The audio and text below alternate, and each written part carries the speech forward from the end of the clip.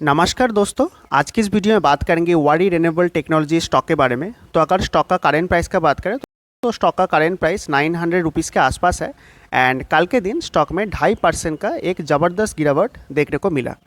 तो मार्केट खुलते ही स्टॉक में गैप डाउन होता है एंड 920 एज ए स्टॉक में रेजिस्टेंस काम किया इंट्राडे में एंड वहाँ से एक फॉल देखने को मिला एंड देन स्टॉक कहीं ना कहीं 900 के आसपास पूरा दिन साइडवेज हो गया था एंड वहाँ से कुछ बड़ा मूवमेंट देखने को नहीं मिला अपसाइड या डाउन साइड। एंड अगर स्टॉक का रिसेंट परफॉर्मेंस का बात करें तो यहाँ पर आप देख सकते हो लास्ट 5 दिन में स्टॉक में 3% का एक गिरावट हुआ एंड अगर लास्ट एक महीने का बात करें तो लास्ट एक महीने में स्टॉक में 5% का गिरावट देखने को मिला। एंड अगर स्टॉक का लेटेस्ट न्यूज़ का बात करें तो स्टॉक में 2 दिन पहले एक न्यूज़ आया था, तो उस न्यूज़ को डिटेल में एनालिसिस करेंगे एंड देन कंपनी का थोड़ा सा फंडामेंटल एंड टेक्निकल के बारे में डिस्कशन करेंगे। तो चलिए वीडियो को स्टार्ट करते हैं। एंड अगर न्यूज़ का बात करें तो यहाँ पर आप स्क्रीन पे देख सकते हो कि वारी रिन्यूएबल टेक रिलेटेड एक न्यूज़ है। तो न्यूज़ क्या है कि वारी रिन्यूएबल टेक्नोलॉजीज लिमिटेड, जिसको हम शॉर्ट में बोलते हैं WRTL, has officially announced its plan to acquire an approximate 55% stake in ASPL, जिसका फुल फॉर्म है एसोसिएटेड पावर स्ट्रक्चर्स लिमिटेड, जिसका वैल्यू है 1225 करोड़। एंड इस एक्वायरिंग से कंपनी को फ़ायदा क्या होगा, तो यहाँ पर आप नीचे देख सकते हो। बिफोर दिस वारी mostly focus on building solar plants. तो इससे पहले कंपनी का जो मेन फोकस होता था building solar plants. By buying ASPL, तो ASPL को खरीदने से कंपनी का फ़ायदा क्या होगा कि they now also own the expertise to build the transmission lines and grids.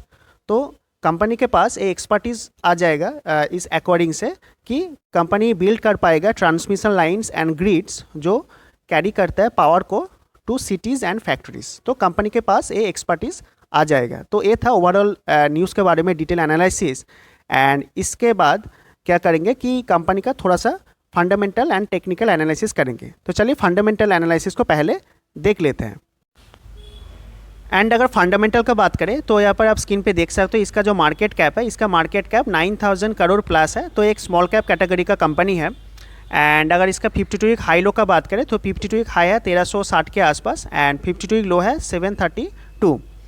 And अगर इसका स्टॉक का पी का बात करें तो स्टॉक का पी 22 है।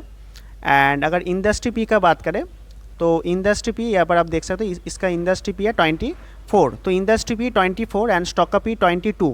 तो मतलब कंपनी बहुत ही सस्ता है। एंड अगर पीजी रेशियो को देखोगे, यहाँ पर पीजी रेशियो का बात करें तो पीजी रेशियो भी 1 के अंदर है, तो बहुत ही सस्ता है इसका वैल्यूएशन। एंड अगर इसका ROC एंड ROE का बात करें तो यहाँ पर आप देख सकते हो इसका ROC एंड ROE 82% एंड 65%। तो ROC एंड ROE बहुत ही बढ़िया है। एंड इस कंपनी के पास 81 करोड़ का डेप्ट भी है, तो नेग्लिजिबल डेप्ट है। एंड डेप्ट टू इक्विटी रेशियो का बात करें तो डेप्ट टू इक्विटी रेशियो 1 के अंदर है, तो ये भी ठीक ठाक है। एंड अगर कंपनी का प्रोमोटर होल्डिंग का बात करें तो प्रोमोटर के पास 74% का स्टेक है, तो एक अच्छा बात है। एंड कंपनी के पास 637 करोड़ का रिजर्व भी है, तो ये भी ठीक ठाक है। एंड प्रोमोटर का कोई भी होल्डिंग प्लेज नहीं है, तो ये भी एक फैंटास्टिक बात है। तो ओवरऑल कंपनी का जो फंडामेंटल जो पैरामीटर है वो बहुत ही अच्छा है। एंड इसके बाद कंपनी का profit loss, yearly profit loss statement को देखेंगे।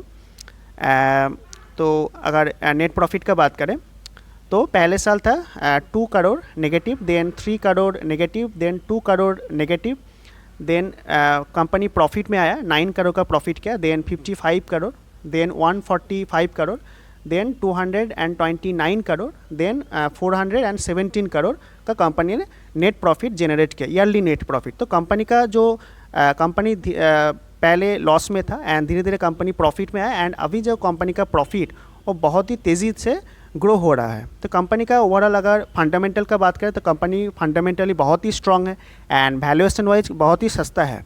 तो टेक्निकली देखते हैं कंपनी का important support and resistance level क्या हो सकता है। तो चलिए उसको देख लेते हैं। एंड अगर टेक्निकल का बात करें तो अगर आप इस स्टॉक का मंथली चार्ट को अच्छे से नोटिस करोगे तो आपको क्या देखने को मिलेगा कि पहले स्टॉक में एक तेज़ी होता है, देन स्टॉक में एक गिरावट होता है एंड स्टॉक ने जहाँ से अपना जो जर्नी वो स्टार्ट किया था उसी सपोर्ट लेवल के आसपास स्टॉक अभी है। एंड मुझे लगता है ये जो सपोर्ट जोन है, इस सपोर्ट जोन में स्टॉक को रुकना चाहिए। तो ये जो लेवल है, ये लेवल है 840 का लेवल, तो ये एज ए सपोर्ट का अभी काम करेगा एंड यहाँ पे स्टॉक को रुकना चाहिए। एंड अगर इस लेवल का ब्रेकडाउन देता है तो स्टॉक में और भी गिरावट आने वाले दिनों में आ सकता है। एंड यहाँ से अगर अपसाइड का मोमेंटम स्टॉक ने दिखाया तो कहीं ना कहीं स्टॉक का जो फर्स्ट टारगेट होगा वो होगा 1000 का लेवल। एंड अगर 1000 का लेवल स्टॉक ब्रेक करता है, स्टॉक और भी ऊपर आने वाले दिनों में जा सकता है। तो यही था स्टॉक के ऊपर ओवरऑल मेरा व्यू, मेरा एनालिसिस। तो मिलते हैं एक नया वीडियो के साथ। Till then good.